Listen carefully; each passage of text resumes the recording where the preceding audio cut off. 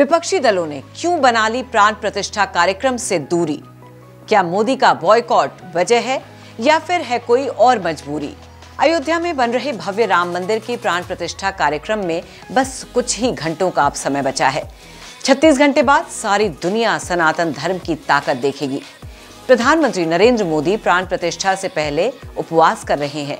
वहीं मंदिर में विधि विधान के साथ रामलला की मूर्ति को गर्भगृह में विराजा गया है। एक ओर जहां प्राण प्रतिष्ठा की तैयारियां जोरों शोरों पर चल रही हैं, तो वहीं दूसरी तरफ कांग्रेस समेत ज्यादातर विपक्षी दलों ने इस समारोह से दूरी बना ली है। मानो विपक्षी दलों ने ये तय कर लिया है कि मोदी जी जो भी करें हम उसका बॉयकॉट जरूर करेंगे। और यही वजह है कि मौका मिलने पर खुद भी धर्म के नाम पर राजनीति करने वाले विपक्षी दल आज प्राण प्रतिष्ठा कार्यक्रम से किनारा करते नजर आ रहे हैं। लेकिन अभी कुछ दल ऐसे हैं जो राम मंदिर में जाने की बात तो कर रहे हैं, लेकिन उनका कहना है कि 22 जनवरी को नहीं बल्कि उसके बाद जाएंगे। यानी उन्हें भगवान राम का आशीर्वाद तो चाहिए, लेकिन मोदी के बुलावे पर नहीं, अपनी राजनीतिक रोटियां सेकते हुए। अब सबसे पहले बात करते हैं देश की सबसे पुरानी पार्टी कांग्रेस की, जिसने सबसे पहले प्राण प्रतिष्ठा कार्यक्रम को बीजेपी और आरएसएस का पॉलिटिकल कार्यक्रम बताया था। वहीं समाजवादी पार्टी के मुखिया अखिलेश यादव ने 22 जनवरी के बाद परिवार सहित मंदिर आने की बात कही है। तो चलिए अब आपको कुछ पार्टी और उनके मेन लीडर्स का 22 जनवरी का शेड्यूल बताते हैं, जिससे आपको ये समझने में आसानी होगी कि विपक्षी दल किसी वजह से राम मंदिर के प्राण प्रतिष्ठा में शामिल नहीं हो रहे या इसके पीछे सिर्फ और सिर्फ सियासत है। कांग्रेस नेता राहुल गांधी से जब ये पूछा गया कि आप अयोध्या जा रहे हैं, तो उनका जवाब आता है नहीं। वजह पूछे जाने पर उन्होंने इसे बीजेपी आरएसएस का इवेंट बताया। ऐसे में जब उनसे पूछा गया कि वो 22 जनवरी को कहां होंगे, तो राहुल गांधी कहते हैं कि हम असम में भारत जोड़ो न्याय यात्रा में रहेंगे और देश में हो रहे अन्याय के खिलाफ लड़ेंगे। उधर दिल्ली के मुख्यमंत्री अरविंद केजरीवाल से जब अयोध्या जाने को लेकर पूछा गया, तो उन्होंने दो टूक जवाब देते हुए कहा नहीं जाएंगे, क्योंकि हमें कोई औपचारिक निमंत्रण नहीं मिला, सिर्फ बुलावा आया है। दिल्ली के सीएम ने कहा कि जाएंगे तो जरूर, लेकिन मोदी के बुलावे पर नहीं, बल्कि 22 जनवरी के बाद वो भी पूरे परिवार के साथ। उनका एक लेटर आया था, उसके बाद हमने उनको फ़ोन किया। उन्होंने बताया कि कोई पर्सनली इनवाइट करने के लिए फाइनल इनविटेशन देने पर्सनली उनकी टीम आएगी। वो तो आई नहीं, लेकिन ऐसा कोई बात नहीं।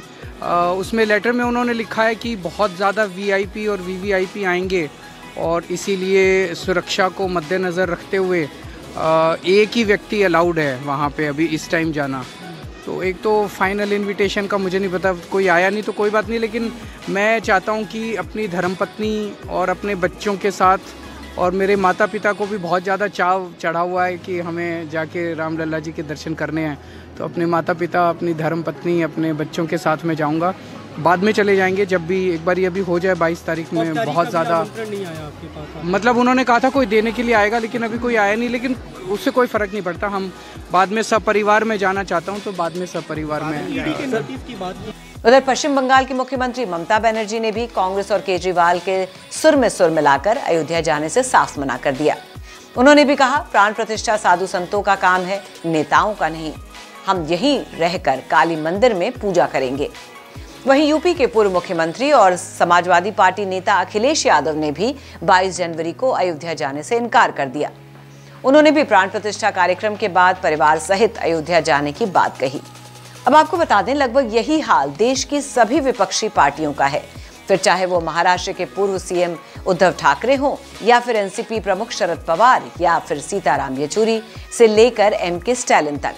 सबका लगभग एक ही बहाना है और पीएम मोदी निशाना है।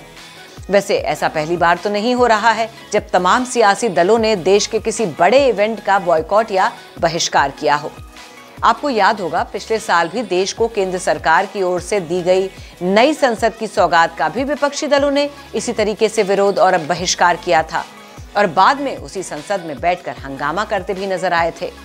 खैर, अब ये देश की जनता को समझना है कि राम के नाम पर राजनीति कौन कर रहा है, सत्ताधारी बीजेपी या फिर मोदी के विरोध में अंधे होते जा रहे तमाम विपक्षी दल, जो कभी किसी भी मुद्दे पर देश की सरकार के साथ खड़े नजर नहीं आते।